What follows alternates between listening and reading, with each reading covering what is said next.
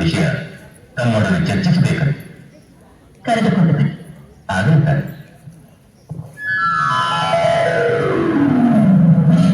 ಬಂದ ವಿಷಯ ಕಪ್ಪ ಕೇಳುವುದಕ್ಕೆ. ಏನು? ಕಪ್ಪ? ಹೌದು, ಮಾಂಡ್ರೆ ಸಾಹೇಬ ಒಪ್ಪಂದದ ಪ್ರಕಾರ ನೀವು ಕೊಡಲೇಬೇಕು. ಕಬ್ಬು ತಿನ್ನುವುದಕ್ಕೆ ಬಿಟ್ಟ ತಪ್ಪಿಗೆ ಕೋಳಿಯನ್ನು ಬೇರೆ ಕೊಡಬೇಕೇನು? ಮೋಡ ಮಳೆ ಸುರಿಸುತ್ತದೆ, ಭೂಮಿ ಬೆಳೆ ಬೆಳೆಯುತ್ತದೆ, ನಿಮಗೆ ಏಕೆ ಕೊಡಬೇಕು ಕಪ್ಪ? ನೀವೇನು ನಮ್ಮವರೊಂದಿಗೆ ಉತ್ತೀರಾ, ಬಿತ್ತೀರಾ, ನೀರು ಹಾಯಿಸಿ ನಾಟಿರುತ್ತೀರಾ, ಹೊರೆ ಹೊತ್ತೀರಾ, ಇಲ್ಲ ದಣಿದವರಿಗೆ ಅಂಬಲಿ ಕಾಯಿಸಿಕೊಡ್ತೀರಾ? ನಿಮಗೇಕೆ ಕೊಡಬೇಕು ಕಪ್ಪ? ನೀವೇನು ಅಣ್ಣ ತಮ್ಮಂದಿರೇ, ನೆಂಟರೇ, ಗಿಟ್ಟರೇ, ದಾರಾದಿಗಳೇ, ನಿಮಗೇಕೆ ಕೊಡಬೇಕು ಕಪ್ಪ? ನಡುಗೆ ಸಾಯಬೇಡ, ಕುಳಿತುಕೋ.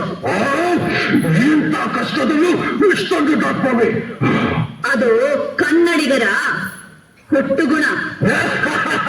ಹೀಗೆ ಜಂಬ ಕೊಟ್ಟುಕೊಂಡ ಮೈಸೂರು ಮಣ್ಣು ಪಾಲಾಯಿತು. ಅದು ನಿಮ್ಮ ವೀರತ್ವದಿಂದಲ್ಲ, ವಂಚನೆಯಿಂದ. ಮೈಸೂರನ್ನು ಹಾಳು ಮಾಡಲು ಮರಾಠರನ್ನು, ಮರಾಠರನ್ನು ಹಾಳು ಮಾಡಲು ಮತ್ತೊಬ್ಬರನ್ನು ಎತ್ತಿ ಕಟ್ಟುತ್ತಾ ಇಡೀ ಹಿಂದೂ ದೇಶವನ್ನೇ ನಯವಂಚನೆಯಿಂದ ನುಂಗಲು ನಿಂತಿರುವ ನರಿಯ ಜಾತಿಯವರಲ್ಲವೇ ನೀವು?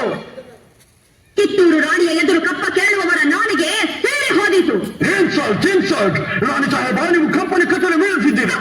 ನಿಮ್ಮ ಕಂಪನಿಯವರಿಗೆ ನಮ್ಮ ನಾಡಿನಲ್ಲಿ ನಿಲ್ಲಲು ಜಾಗದ ಭಿಕ್ಷೆ ಕೊಟ್ಟವರು ನಾವು.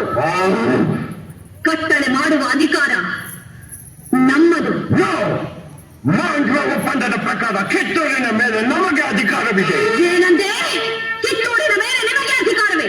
ಕಿತ್ತೂರು ನಿಮ್ಮಪ್ಪ ತಾತಂದಿರು ಗಳಿಸಿದ್ದ ಆಸ್ತಿ ಏನು? ಜಂಗಲು ನಾಯಿಗಳಿಗೆ ರೊಟ್ಟಿಯನ್ನು ಚೆಲ್ಲಿ ಅಂದದೇ ಮನೆಯೊಳಗೆ ನುಗ್ಗಿ ವಂಚನೆಯಿಂದ ಕೊರಳು ಕೊಯ್ಯುವ ಸ್ವಭಾವ ಕನ್ನಡಿಗರದಲ್ಲ. ಹೌದು, ನಿನಗೆ ಜೀವದಾನ ಮಾಡಿದ್ದೇನೆ. ಚೆನ್ನಮ್ಮ, ನೀನು ಸುಡುಮಟ್ಟಿನ ಮೇಲೆ ಕುಳಿತು ಬೆಂಕಿ ಹಿಡಿದು ಆಟಾಡುತ್ತೀರಿ. ಬದುಕುವ ಆಸೆ ನಿಮಗೂ ಇಲ್ಲ,